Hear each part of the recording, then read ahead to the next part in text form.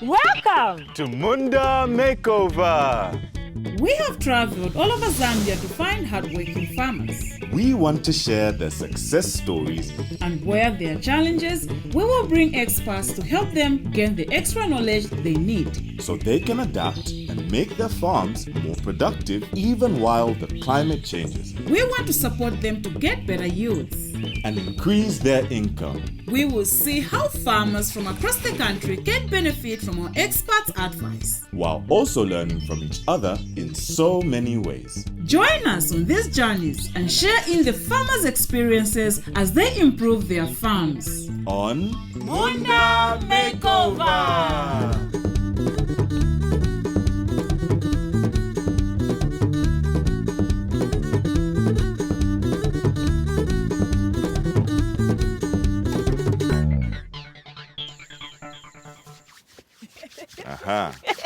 Okay. This one is called the Munda dance. The Munda dance. Yes, I see. Okay. Look, Go. Vikacha, what has all this got to do with farming? Because the farming is fun. That's the whole idea. Look, I'll wait for the even more fun part in farming. Which is? The part where we get to eat. Vikacha. This week's farmer is passionate about farming and decided to make the bold move to the farm. Leaving the comforts of the city for the simple life of the farm, and now he's enjoying it. For him, Chongwe is now home. My name is Wilson Lwimba. I'm a farmer. I've not always been a farmer. I'm an accountant by profession, retired. Whilst working, I acquired this piece of land. It's 2.5 hectares. And I used to come every weekend just to try and see that things are working out here. Odi, knock, knock, knock. Is anybody home? Hello. Hi, how are you? Very well, thank you. How are you? I'm all right. My name is Koziani. Oh, And I'm sure. Vikacha. Welcome to Mambilima Farms. Oh, Mabilima My Farms. name is Wilson Lwimba. So what exactly do you have on your farm here? I have cassava, pumpkins, so to say. Okay. Yeah, like last season I planted soya beans and planted maize as well. Oh, okay. Fantastic. Any Yeah. livestock? I have chickens, Ooh, I have guinea fowls, my favorite. I have rabbits, Wow. and I have pigs as well. You're doing so many things, and it's commendable. Congratulations. Oh, firstly. thank you. But we do know that farming comes with its unique challenges. Of course, there are a good number of challenges. This issue of the drought. Everything that we had covered here is going to waste. I have another challenge around here. The livestock that is here, if they are left open, whatever I plant, it will be eaten up. What I really need is an enclosure where I would plant something and those things will be secure in that enclosure. So we are going to go get the experts who are going to come and give you the possible solutions for all the challenges Absolutely. you've outlined. Is it? Yeah. Yes. All right, Mr. Lwimba. All right. All right, then, bye-bye. Climate change is here and it's real. It is affecting our crops and we have to adapt. As farmers, sometimes we like holding on to the things we know. But you know what? Maybe it's time to change.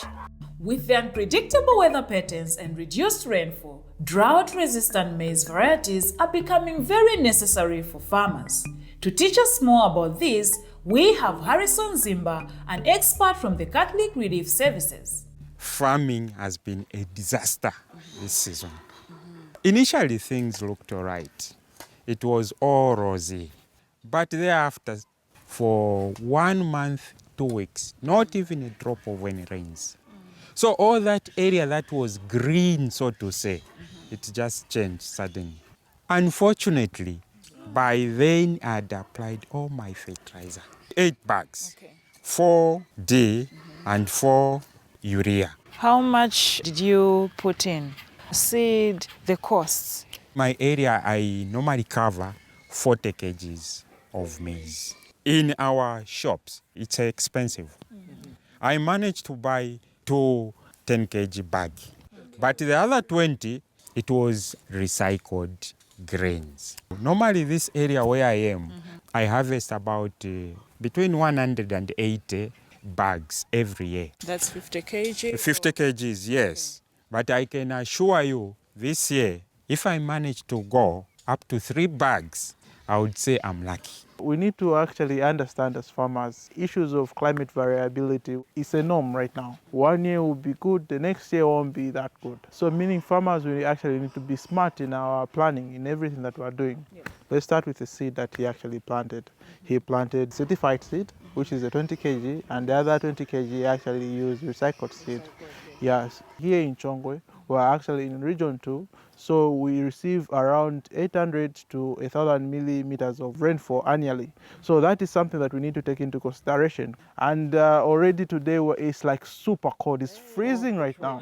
Yeah, and it's something that isn't supposed to be the case. So it's all issues of climate change. So how do we then adapt to these climate change issues? So as farmers, we actually need not to just plant any seed, because there are a lot of seed. But there are seeds that have actually been bred to be drought tolerant maize varieties. They can be medium maturing maize varieties, but they're actually drought tolerant. 300, 400 series would have been actually been ideal. And all this information is made available through the Ministry of Agriculture to say, okay, which location am I in and which seed variety can actually plant. And when you're visiting the agro dealers, seed companies, when they are actually releasing their seed varieties or packaging them, they indicate if it's drought tolerant and also the maturity period, if it's early, ultra early. The main advantages of planting such a seed variety. These seed varieties, if they are early maturing and medium maturing, so within a short period of time, it has matured and is ready for harvesting. The rainfall pattern is no longer from October to March as we used to know it. It has actually shortened. You planted in December. That's when the rain started. So that is something that farmers need to take advantage of, to say which varieties then have been bred within the shortest period of time I can actually have my harvest. There are a good number of things I've learned from this discussion. Why do I keep on planting the same variety of maize? You remember I talked about 053?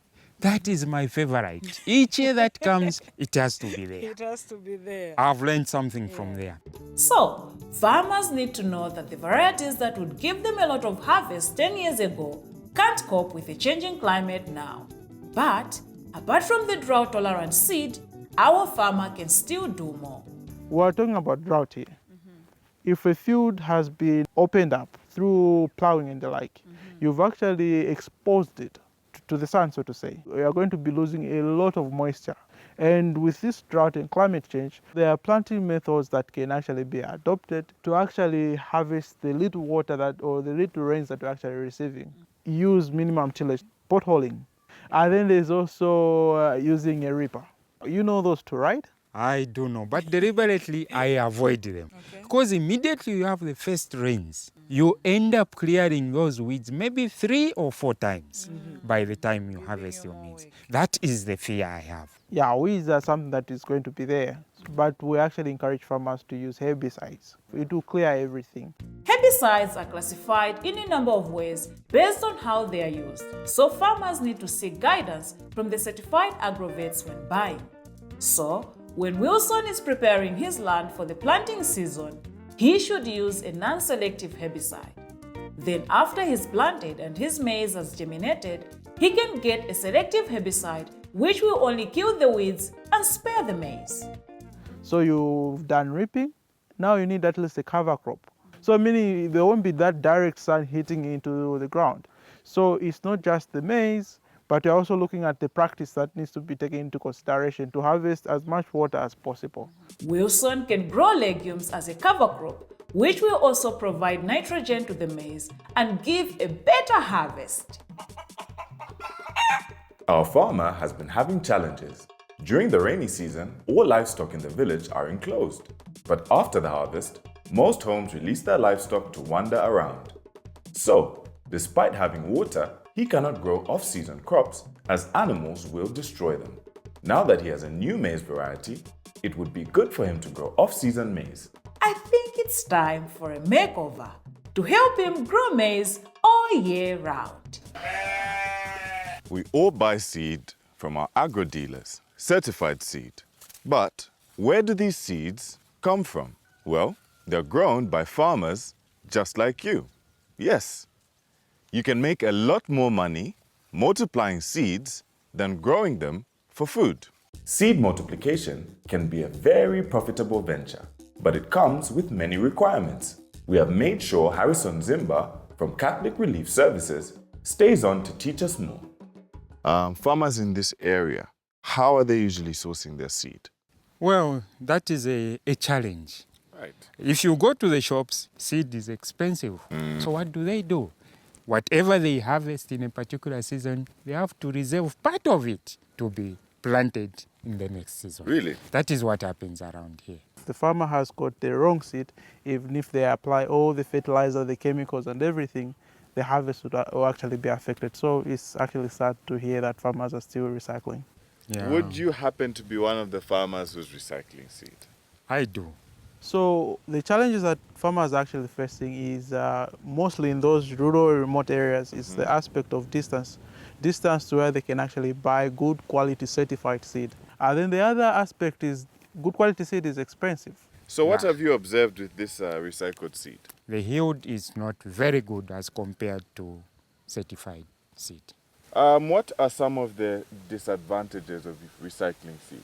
So this is seed that hasn't developed any resistance to armyworms, and it's not drought tolerant, so to say. So seed needs to actually be improved from time to time, Right. because new pests, new diseases are actually on the rise each and every time, and our climate is also changing each and every time. How do we get in a situation where we can now start having more certified good seed for our farmers? So as CRIS, we are working with farmers locally within the communities where we're operating from, providing solutions. Right. So a farmer like Mr. Luimba that we've identified can actually be trained in what we call seed production.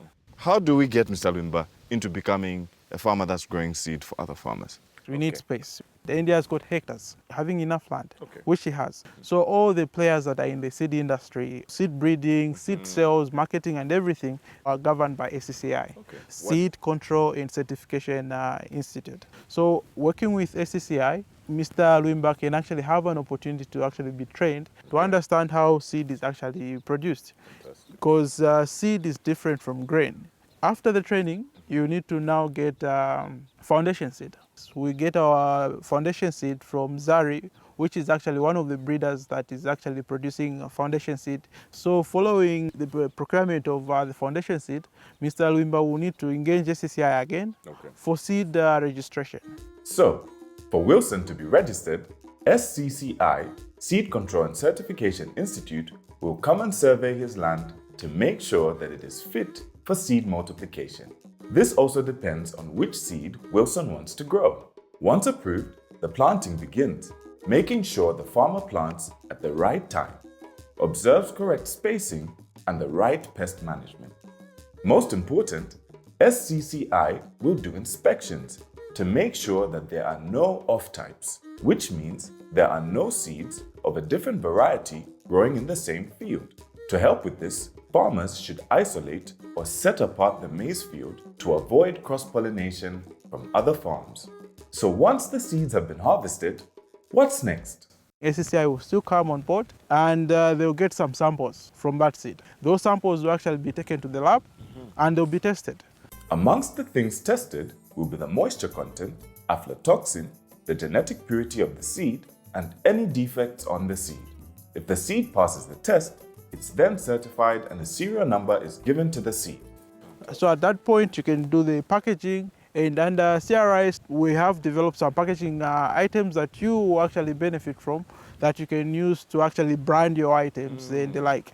After you've done the packaging, so the storage needs to be specific. It's a storage for seed, it needs to be seed specific, because we're trying to avoid contamination, and all that will actually still be inspected by ACCI. Last process is now marketing, and Wilson has an advantage because the community around him has a need for affordable certified drought-tolerant seed. It looks like too much will be involved having that product ready to be on the market. Me as an individual, as a farmer, how much can I pay? Seed registration is only 30 kwacha per hectare.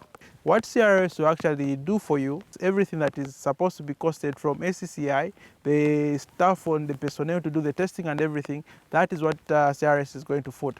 But sourcing the foundation seed and doing the seed registration is what you just need to do. We sell at a higher price than the grain we would harvest for eating, correct? Sure. So I think it's a wise investment that a farmer can make. I think I've drawn one or two important things from this discussion. So, But all in all, uh-huh. I think I've already registered mine. Fantastic. You have done your job. We have someone who has been informed, someone who is now prepared to take the next step in the direction of growing seed for their fellow farmers. And not just any seed, certified, good quality seed. There are a number of cooperatives here, and I happen to be the zone leader around here. Well, that is already a market for me if I'm to venture into making certified seed. Work is going on. We need to fence off the garden for Mr. Luimba to grow crops all year round. Where would you put your money? In a safe inside a bank or in a bag you carry around? Obvious. It is the same with grain. You want to keep it in a secure, safe place away from the pests that may steal from you. This safe does not have to be expensive. In fact, I want to introduce you to a safe storage for your seeds that is very affordable. Our harvests are very important and need to be stored properly. Our expert, Harrison, from Catholic Relief Services, has decided to spend the time with us in this farm. How have you been storing your grains? I make sure that the grains, I put them in ordinary grain bags. Okay. But of course, to secure them for that long period of time, I usually go to agro shops and buy chemicals. Certain chemicals, they are for a short period. Huh? Yes. I would need to apply that 4 times in a year. How much do you spend per bag in terms of chemical-wise? 60 kwacha, and I cover about 4 by 50 kg bags. And how much is the cost of the bag? Almost 10 kwacha. 10 kwacha. On the storage chemicals, Wilson spends 60 kwacha 4 times in a year to cover 4 bags. So cost of 1 bag per year is 60 kwacha. He also buys a 50 kg bag at 10 kwacha, so his total cost is 70 kwacha per bag per year. So now, as a man of solutions, what do we do? I know, I understand every farmer at the end of the day, they really want to be food secure and keep as much grain as possible. What we are currently offering is something which is a bit different. It's actually a chemical-free storage technology. You can actually bag it today. The following day, you can be consuming your grain or your produce that is actually in that bag. So this is the bag that we're actually offering. PICS bag, standing for Purdue Improved Crop Storage. So they come in 100 kgs and also in 50 kgs. As you can see, the outer bag is just like any ordinary sack. And then it has 2 plastics inside. Okay. It comes with ropes to tie the bag, so you don't need to move it. Yeah. So hermetic technology is actually storing grain or produce in an airtight container, Okay. meaning no living organism will actually survive. So it will actually die off. The bags work by stopping any oxygen from entering the bag. This will kill any pests at any stage of their life cycle. At the time maybe of storage, you might have had pests in your grain, but once it is in that airtight environment, even if it stored some eggs, those eggs at the time that they need to hatch, they won't find air, so they'll also die. So the life cycle of the pest gets to be destroyed. When using the bags, take out the inner layers and test for any leaks by filling them with air and squeezing gently, listening for any escaping air. Add a bit of grain into one bag. This will help align the bags. Put it into the second and third bags, ensuring the corners align properly. Fold the bags to avoid grain going in between the layers. Add the rest of the grain.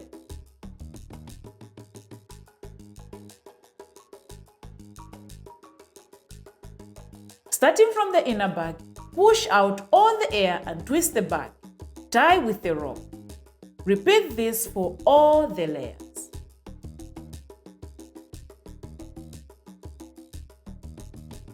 The bag should be stored on a pallet, or you can improvise one using bricks and timber.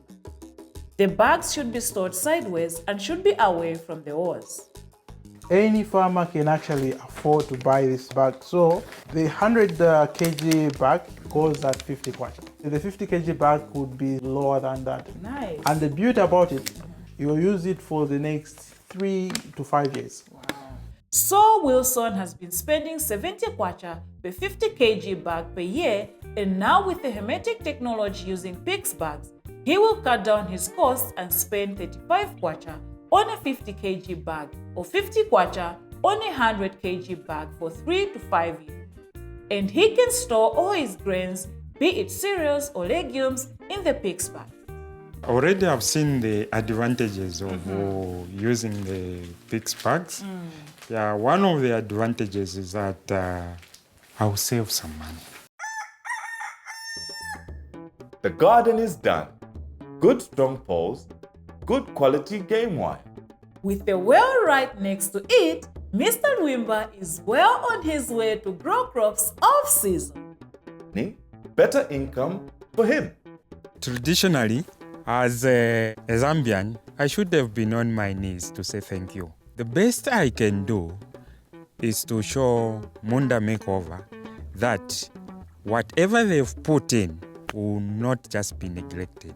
Those are the ideas I had, but I didn't have the financial muscle to go up to that level.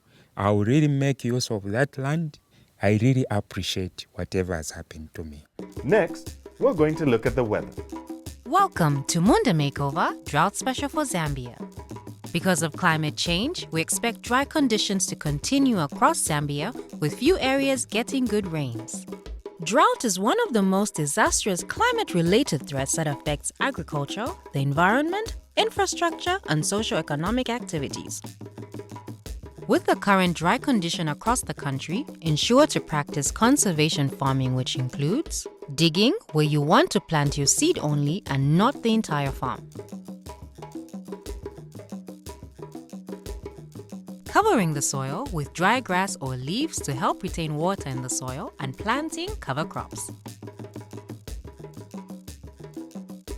If you have access to water for irrigation, consider planting early maturing maize varieties and other alternative crops such as early maturing legumes and vegetables to cope with the impacts of dry spells.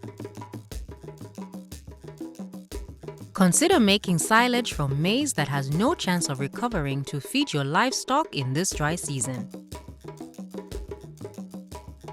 Preserve fodder so that you may have enough food for your livestock, as pasture might not be enough this year.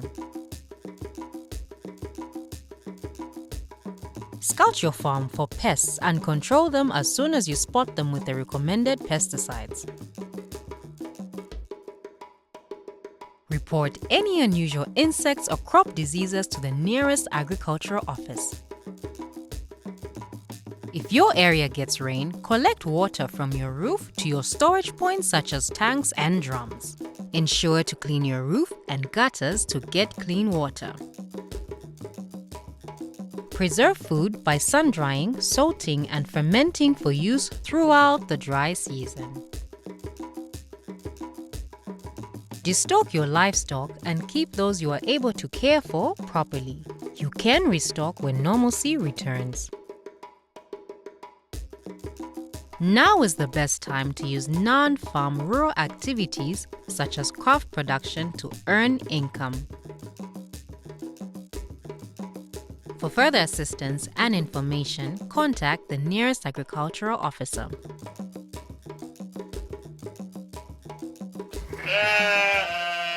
It has been a wonderful season. Absolutely. You are not only helping me as an individual, it's Zambia that you are helping. It's the community as a whole. On that note, we will see you next week On another episode of Munda Makeover. Bye-bye.